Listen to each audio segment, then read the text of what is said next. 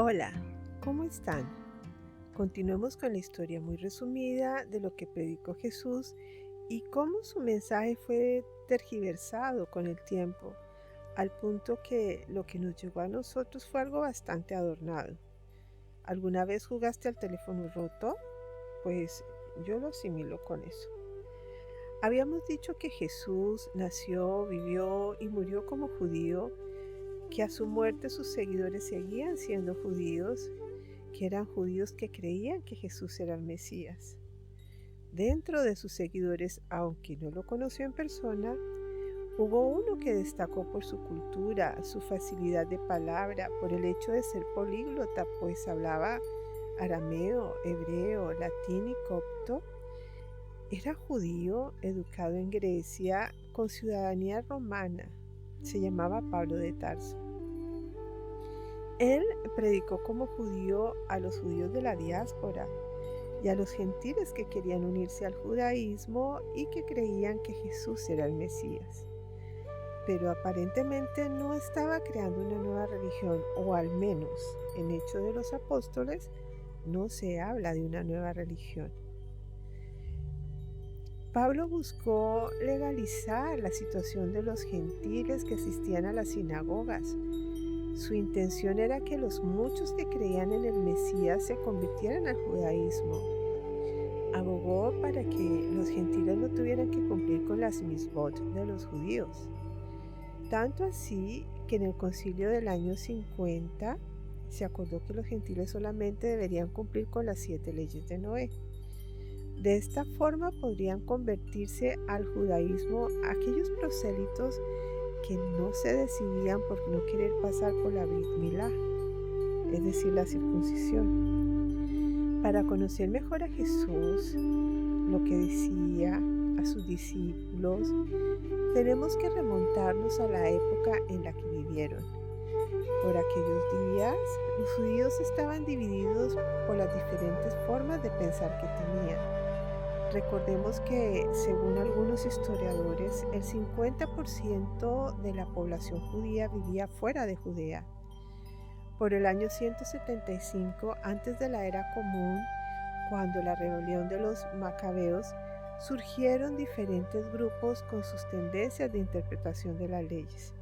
Hagamos un poco de memoria y recordemos eso de la rebelión de los macabeos. Durante su campaña militar contra Persia, Alejandro Magno se desvió hacia el sur, conquistando Tiro y luego Egipto, pasando por lo que hoy en día es Israel. Ante la fama de Alejandro y del poderoso ejército que viajaba con él, que todo lo conquistaban, Hananía, que era el Cohen Gadol, es decir, el sumo sacerdote del templo de Jerusalén, ante el temor de que Alejandro fuera a destruir la ciudad, salió a su encuentro. La narración describe cómo Alejandro, al ver al sumo sacerdote ahí de pie, se bajó de su caballo y le hizo una reverencia. Cuenta Alejandro que la noche anterior había tenido un sueño en el que vio el encuentro con el Cohen Gadol y sabía que era un hombre santo. El caso es que los griegos de Alejandro se apoderaron de Jerusalén, sin que mediara ninguna oposición por parte de los judíos. La narración al respecto se encuentra registrada tanto en el Talmud, Yomá 69a, como en el libro de Antigüedades Judías del historiador Flavio Josefo. Los griegos causaron fascinación en el pueblo judío gracias a su cultura, a la tradición intelectual de hombres como Sócrates, Platón, Aristóteles, que fue tutor de Alejandro, a tal grado que el idioma griego fue considerado hermoso, les llamó mucho la atención. El Talmud lo llamó en cierta forma el más hermoso de los idiomas. Alejandro Magno murió a la edad de 33 años en el 313 antes de la era común, y sus generales, como aves de rapiña se repartieron el imperio, creando los llamados reinos helenísticos: Egipto, Siria y Mesopotamia, que prosperaron hasta que los romanos se apoderaron de todos los territorios que le pertenecían a los griegos y los integraron a sus imperios como provincias. Israel se encontró bajo el dominio de la dinastía Seleucida, reyes griegos que reinaban desde Siria con su rey Antíoco. El helenismo se impuso con su religión, arte, cultura, filosofía y organización militar. Algunos judíos sí adoptaron la cultura helena, inclusive llegaron a renegar de su identidad, pero la gran mayoría se mantuvo leal al judaísmo. Pero como todo llega a su fin, las buenas relaciones que tenían los judíos con los griegos terminaron cuando el rey Antíoco IV decidió que todos sus súbditos deberían adoptar la forma de vida helenista, borrando todo vestigio de la religión judía. Es más, el gran templo de Jerusalén fue invadido, profanado y sus tesoros fueron saqueados. Un gran número de inocentes fue masacrado y los judíos que se mantenían bajo las tradiciones propias del judaísmo fueron humillados, asesinados. Les hacían pagar impuestos más altos por no estar de acuerdo con las ideas helenistas.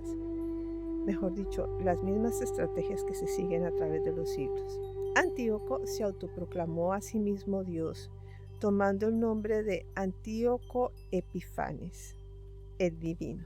Pero la aldea de Modín, a unas millas de Jerusalén, de una forma aislada se sublevó. Eso marcó el destino de los judíos. Matitiahu, el patriarca del clan sacerdotal Asmodeo, desafió al poderoso ejército griego, apoyado por sus 5 hijos, y un pequeño ejército atacaron a las tropas y destruyeron a los ídolos. Más adelante, el ejército de Matitiahu, ahora bajo el mando de su hijo Yehudá, había crecido en número. Tenían un lema bíblico: Mikamuha Baelim Hashem. ¿Quién es como tú, Sabaoth, entre los poderosos? Fíjate que se forma la palabra Maccabi, pues esa palabra la grabaron en sus escudos. Eran apenas 6,000 hombres, pero derrotaron un batallón de 47,000. Avanzaron a Jerusalén, liberaron la ciudad y recuperaron el gran templo. Dentro del templo, la menorá seguía en pie, y fue cuando sucedió el milagro de Hanukkah, el milagro para reinaugurar el templo. El aceite que había para mantener la flama de la menorá únicamente alcanzaba para un día, pero alcanzó para 8. La historia la contaré en otra oportunidad. Una vez liberada Jerusalén y la región de Judea, los sacerdotes del templo vieron la necesidad de elegir al rey de Israel, y este debía ser descendiente de David. Los macabeos no eran descendientes de David, y obvio, se molestaron al no ser tenidos en cuenta para la elección del rey. Imagínate, después de luchar 33 años para independizar la región, independizar a Jerusalén, sentían que merecían el trono. El caso es que terminaron imponiéndose como reyes de Israel. Una vez en el trono, sacaron a los sacerdotes del templo, mataron a algunos de ellos, y los que sobrevivieron lograron huir hacia Qumran. Esos son los esenios. En su lugar, designaron nuevos sacerdotes. Esos eran los saduceos. Después de este repaso, miremos entonces los principales grupos que existían en la época de Jesús. Primero estaban los saduceos, también conocidos como saduquitas. Era un grupo religioso de la élite.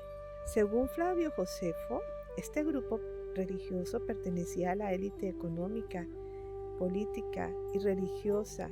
Dominaba el Sanedrín, que era el parlamento.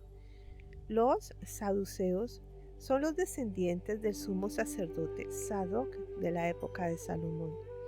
El nombre de Sadoc significa justicia o rectitud, por lo que los saduceos pueden entenderse como los rectos o los justos. Como eran de la clase alta judía, quienes conquistaban a esta región o sometían a Jerusalén, siempre buscaban el apoyo de este grupo. En pocas palabras, eran colaboracionistas y se sometían al poder extranjero a cambio de prebendas. Esta sumisión al poder les permitía tener cargos públicos importantes. El sumo sacerdote generalmente era miembro de este grupo.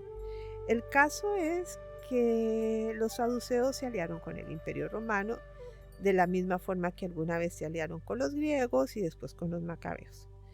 Los saduceos negaban la inmortalidad del alma y la resurrección. También negaban la existencia de espíritus o de ángeles.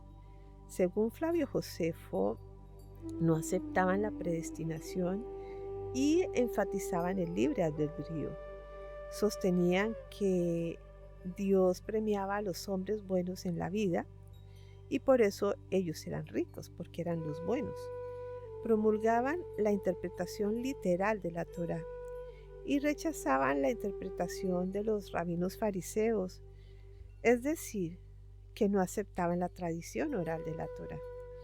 Hablaban de la superioridad de la Torá por encima de los demás libros como los salmos, los escritos, los profetas, etc. En segundo lugar tenemos a los fariseos. El movimiento fariseo nació en el periodo de cautividad de Babilonia, por allá en el 587 al 536 antes de la era común. Y al parecer son los sucesores de los hasideos y precursores del judaísmo rabínico. Tenían conflictos con los saduceos porque los saduceos estaban a favor de la helenización y los fariseos se oponían a ella. Otro conflicto era jurídico-religioso porque los saduceos enfatizaban la importancia del templo de Jerusalén con sus ritos y sus cultos, y los fariseos enfatizaban la importancia de las otras leyes mosaicas y de dar cumplimiento a las leyes mosaicas. Además, había conflicto por las interpretaciones de la Torá y cómo debía aplicarse a la vida judía de aquella época. Como te dije, los saduceos reconocían única y exclusivamente a la Torá escrita y rechazaban la Torá oral, los profetas, los libros sapiensales y los salmos, así como las doctrinas de la resurrección de los muertos. Los fariseos sí creían en todo eso. La doctrina de los fariseos se podría resumir en que esperaban un Mesías, creían que había un Mesías. El diezmo no debería ir al templo sino a la comunidad. Creían en la libertad humana y en el libre albedrío. Creían en la inmortalidad del alma. No todo acaba con la muerte. Las almas seguían viviendo. Creían en unos castigos y en unas recompensas eternas. Creían en la resurrección. Creían en la obligación de obedecer su tradición interpretativa referida a obligaciones religiosas como las oraciones, los ritos de adoración, etc. Sobre la interpretación libre de la Torá, había dos grandes escuelas fariseas por esa época. Eran la escuela de Hillel, el sabio o el anciano, y la escuela de Shammai, que era el grupo de rigor, como más ortodoxos. Había una diferencia puntual, por ejemplo. El grupo de Shammai argumentaba que el Shabbat era para descansar y no se podía hacer nada. Si alguien se enfermaba en Shabbat, se tendría que morir porque no se podía sanar. Hillel, en cambio, o la escuela de Hillel, eran un poco más misericordiosos y decían que en Shabbat, si alguien se enfermaba, podía ser curado. No importaba si era Shabbat, primaba la vida. El tercer grupo religioso de aquella época eran los esenios, que eran los antiguos sacerdotes del templo que tuvieron que huir a Qumran a raíz del ascenso al trono de los macabeos. Los esenios se convirtieron a la máxima ortodoxia. Ahora el templo ya no es el intermediario. Ahora vuelven a la relación inicial con Dios en el desierto. Los esenios se caracterizaban por seguir un estilo de vida enfocado a la pureza espiritual. Creían en la existencia de un Dios único y trascendente y se dedicaban a la oración, a la meditación y estudio y a la transcripción de los textos sagrados. Su doctrina se resume en conexión con lo divino. Los esenios creían en la existencia de una fuerza divina omnipresente que impregnaba el universo. Buscaban establecer una conexión directa con esa divinidad a través de la oración, la meditación y la contemplación. Lo segundo que creían, o el segundo punto de su doctrina, era la pureza y limpieza del alma y del cuerpo. En tercer lugar, tenían como creencia la armonía con la naturaleza.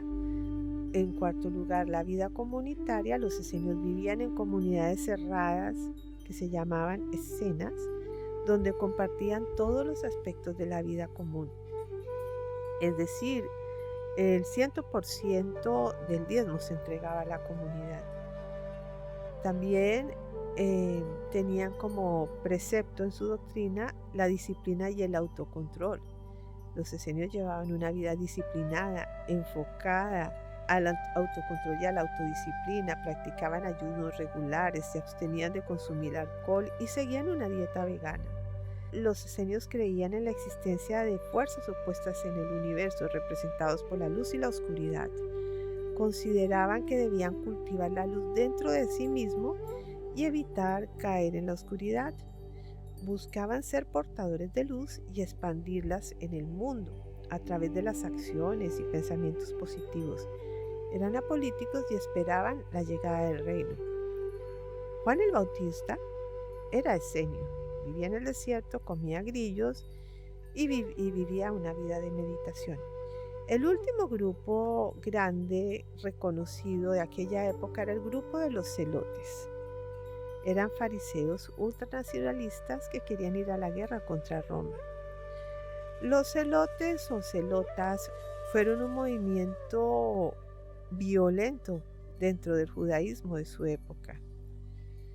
El movimiento celota tenía una facción radicalizada que eran conocidos como los sicarios, que se reconocían por su particular violencia y sectarismo.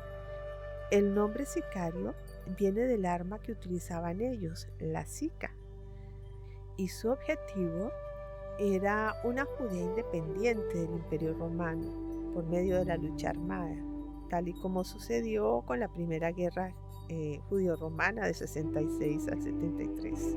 En su forma de interpretar la Torá, Jesús algunas veces seguía las ideas de ley, otras veces las de Shammai y otras tantas las de los esenios.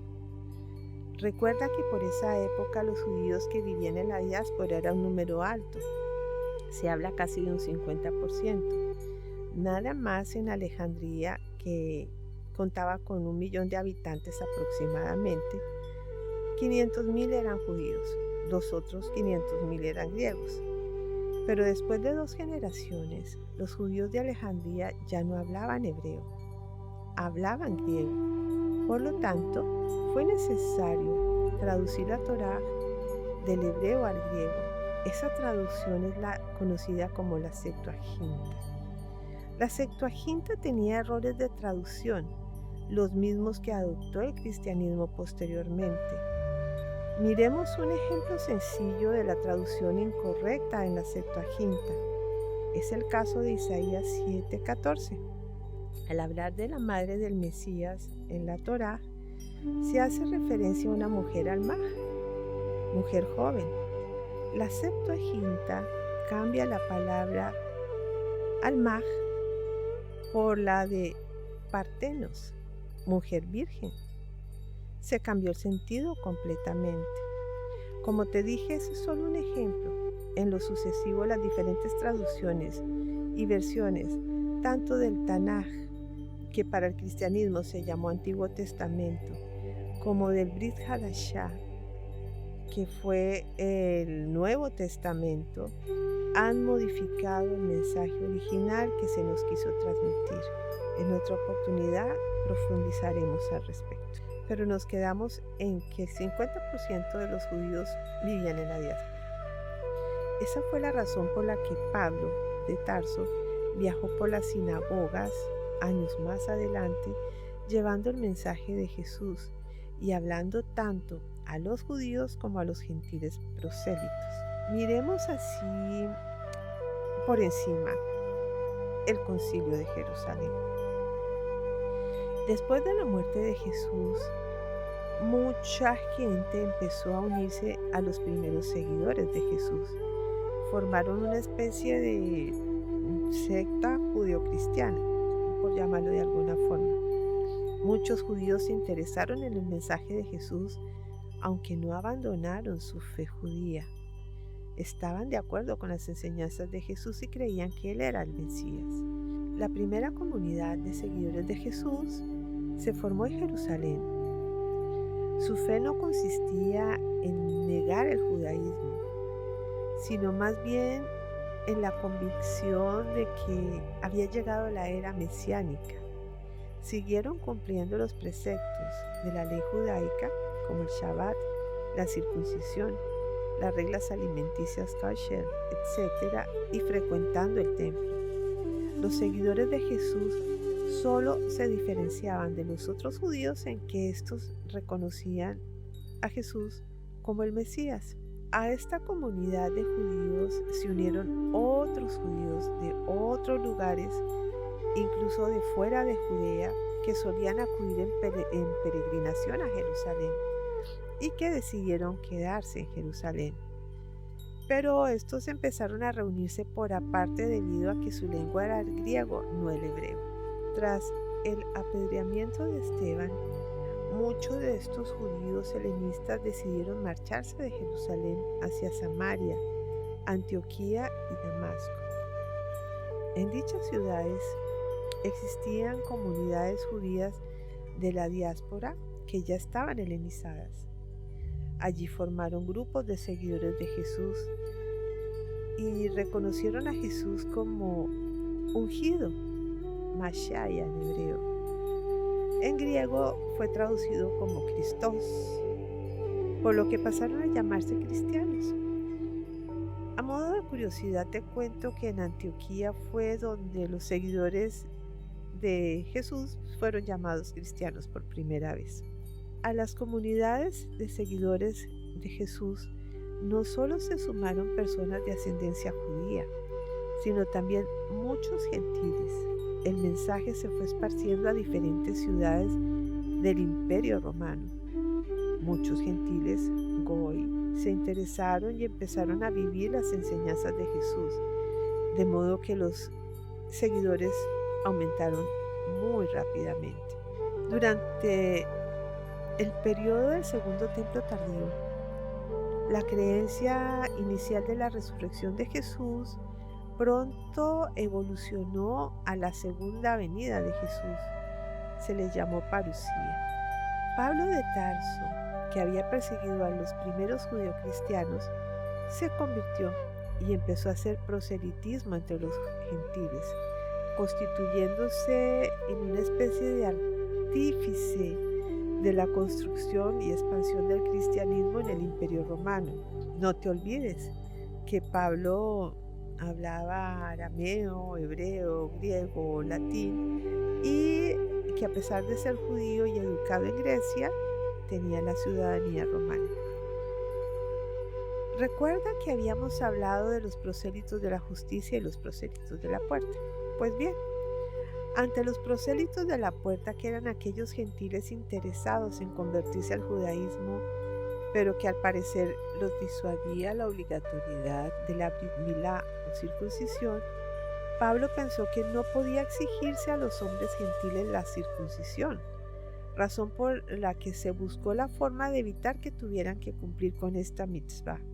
En el Concilio de Jerusalén del año 50 se debatió la propuesta de Pablo y según el libro de Hechos de los Apóstoles, capítulo 15, Se dice que ante esta propuesta estaban divididos en dos grupos.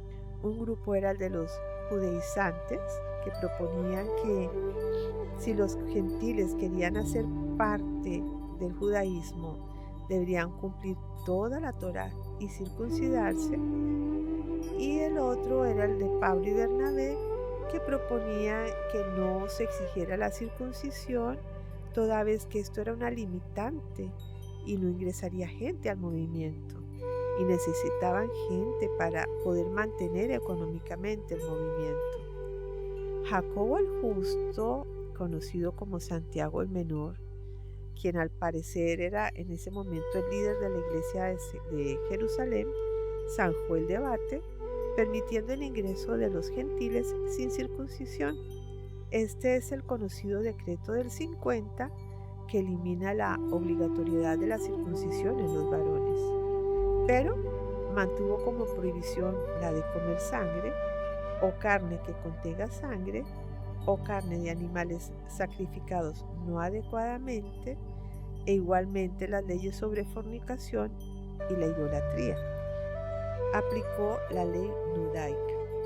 Se puede decir que el concilio del año 50 marcó el momento en que se empieza a separar el judaísmo y el naciente cristianismo, pues la laxitud de las normas permitió la llegada de personas que querían convertirse sin tener que cumplir con las normas exigidas en la ley de Moisés. No profundizaré en el tema teológico, toda vez que esto nos tomaría muchísimo tiempo.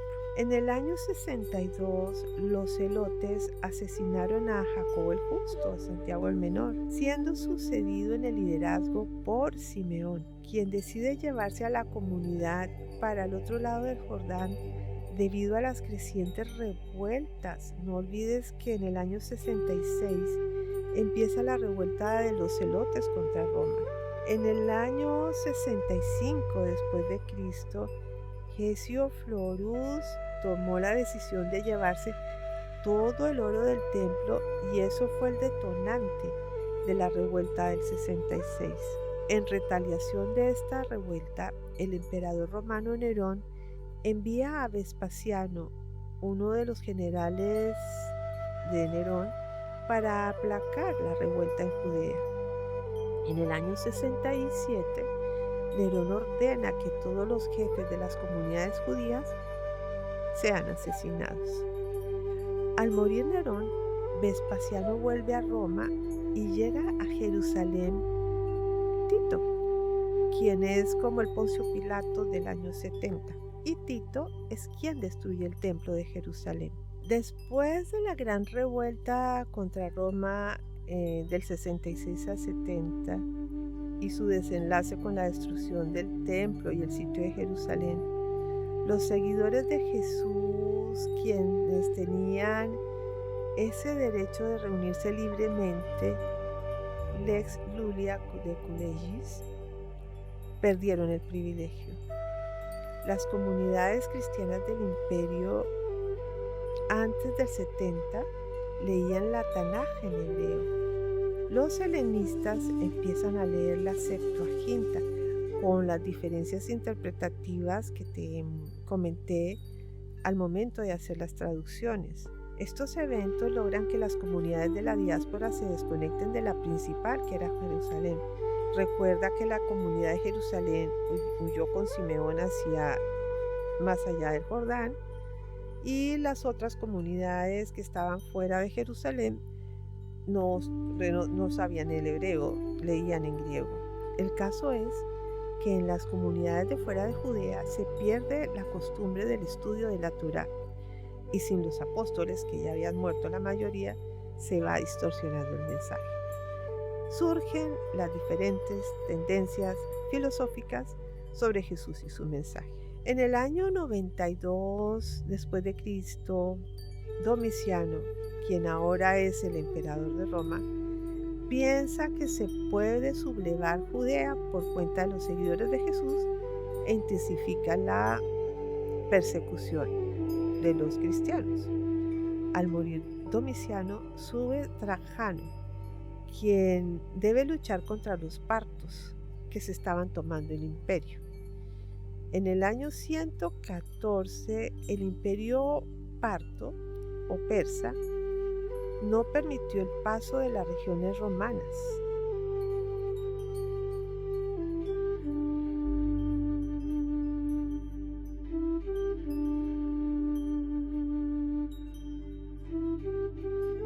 Y acordó con los judíos que si se sublevaban contra Roma, ellos les reconstruirían el templo.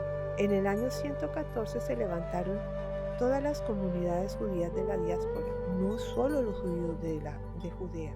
Es decir, para los romanos eran como traidores del imperio. Al morir Trajano, las cosas se empeoraron para los judíos, pues sube como emperador Adriano en el año 117. Adriano, que era el hijo o algo así de Trajano, criminalizó la circuncisión y la observancia del Shabbat. Esta decisión obviamente terminó en revuelta. Estando en Britania, Adriano se enteró de la revuelta y convocó a Sexto Tulio Severo, experto en aplastar revueltas de forma brutal, y Adriano le ordenó el exterminio total de Judea y de los judíos. Jerusalén fue borrada y los romanos le dieron el nombre de Aelia Capitolina, con el fin de borrar completamente cualquier vestigio de la cultura judía. Adriano decidió cambiarle el nombre a la región, poniéndole el nombre de aquellos contra quienes los judíos habían luchado por muchos años, los filisteos. ¿Recuerdas a los filisteos? ¿Recuerdas a David y Goliat? Pues esos filisteos, que eran griegos, que eran los hombres del mar, esos eran los enemigos de los judíos. Y Adriano le puso ese nombre a la región. Por lo tanto, la región quedó denominada como Siria Filistina, Siria Palestina, término que en lo sucesivo sería utilizado en la cartografía y en toda la documentación romana. Pero continuemos con el nacimiento de la Iglesia. En el 144 de la Era Común, Marción del Ponto escribe su obra La Antítesis, que propone que el cristianismo se independice del judaísmo. Se debe borrar el Antiguo Testamento, decía. Habla de dos dioses, uno de ellos es el demiurgo, el dios malo.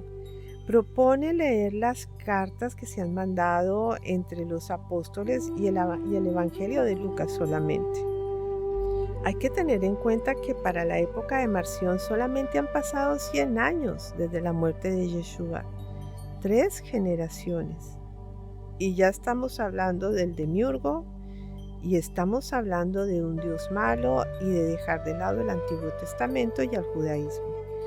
A partir del 150 de la Era Común, surgen nuevas normas diferenciándose los cristianos de los judíos. Tenemos que por el 156, Justino decide que no se descansa en Shabbat. Para diferenciarse de los judíos, se descansa en domingo. Recuerda que el 7 de marzo del 321, el emperador romano Constantino emitió un edicto declarando que el domingo tenía que ser el día de descanso. Pero aquí empezó. Aparte de esto, Justino decidió que la Pascua debía regirse por el calendario solar, no por el calendario lunar, de modo que ya no se celebra el 14 de Nisan. Policarpo de Esmirna y otros cristianos del Oriente siguieron con el calendario lunar, celebrando la Pascua el 14 de Nisan. En el 177, Eleuterio I afirma que no es necesario comer alimentos prohibidos porque eso ya no es pecado. Más adelante, por el 190, Víctor I declaró que él era superior a los demás obispos porque él estaba en Roma. Y como según él era el obispo principal, decidió excomulgar a todos los cristianos que celebraban la Pascua el 14 de Nisan. Esto es todo el cristianismo de Oriente. Los cristianos cuatrodecimanos se les llama. Posteriormente, empiezan los debates cristológicos sobre la naturaleza de Jesús y en Oriente surgen dos escuelas, la escuela de Alejandría y la escuela de Antioquía. La escuela de Alejandría en Egipto, con Orígenes de Alejandría, quien se cortó el pene para no pecar, tienen una tesis de que Jesús es Dios, no un hombre, que era un hombre en apariencia, pero no era un hombre real. Supongo que se referían a una especie de avatar. Esta tesis es adoptada por los coptos. Hoy en día hay algunos cristianos en Sudán, Egipto y Etiopía que aún hoy siguen dicha tesis. La otra escuela es la escuela de Antioquía en Siria, con Ignacio de Antioquía. Señalan que Jesús es el Mesías, pero no es Dios. Es la tesis de Pablo de Samosata. De la escuela de Antioquía surge Arrio, el arrianismo. Para resumir la historia de una forma muy breve, este conflicto fue zanjado por Roma y deciden crear la tesis de la doble naturaleza. Es decir, que Jesús es hombre y Dios al mismo tiempo. Pero con esta tesis y la de Alejandría surge un problema. Si Jesús era Dios, ¿cómo era posible que hubieran crucificado a Dios? En respuesta a esta pregunta surge el adopcionismo, que establece la siguiente tesis. Cuando Jesús nació, nació hombre. Al momento de la circuncisión, el Espíritu Santo entró en él y vivió con él hasta el momento de la crucifixión, cuando el Espíritu Santo abandona el cuerpo. Es decir, Dios adoptó a Jesús desde el momento de su nacimiento hasta el momento de su crucifixión. Por el 247 llega al trono el romano Gayo Mesio V Trajano Decio, quien emprende una dura persecución contra los cristianos. Murieron por aquel entonces más de 100,000 personas. Por tal razón, muchos cristianos ocultaron su cristianismo y asimilaron las costumbres del pueblo romano. Para no extender más el video, en otra oportunidad te contaré sobre los concilios que vinieron posteriormente, buscando aclarar las diferencias existentes en la filosofía de las diferentes escuelas. Lo cierto es que a estas alturas, las palabras de Jesús se quedaron atrás, dando lugar a los dogmas de la Iglesia, dando lugar a los intereses políticos, a las conveniencias económicas, a las necesidades sociales. Seguiremos contando la historia. Gracias por escuchar.